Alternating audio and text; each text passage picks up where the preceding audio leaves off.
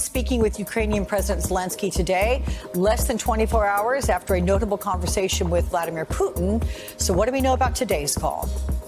Well, Alex, we know that the call started at 10:45 this morning. It's the first chance for President Biden to get to speak to Ukrainian President Zelenskyy. Obviously, since Biden had that phone call yesterday with President Putin lasting a little more than an hour. And so President Biden expected to use this call as a chance to brief the Ukrainian leader on what took place in that call, which officials tell us was essentially a whole lot more of the same, with neither side really budging from their past positions. Officials here at the White House saying that it was substantive and professional, but that there was really no shift in the Russian position, that they are still making demands that the U.S. and NATO are not going to consider. This is also, though, the first chance for Biden to get to speak to Zelenskyy since Zelenskyy made some stunning comments yesterday, basically pleading with the U.S.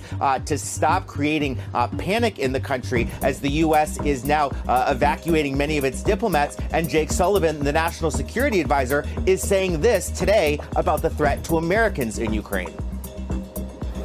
What we are trying to do publicly is be transparent to American citizens that they should leave Ukraine immediately, because there will not be a military evacuation in the event of an invasion.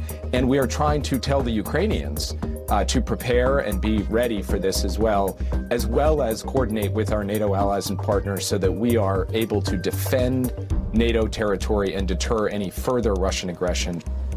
And overnight, Alex, we also heard from Secretary of State Antony Blinken, who has been traveling overseas, and he says that nobody around the world should be surprised if in the next period of time we see some type of false flag operation from Russia seeking to make it look like Ukrainians are attacking Russians or Russian interests to try to create a justification for Russia to then start this invasion, which officials continue to say after that Biden call with Putin yesterday could really begin at a moment.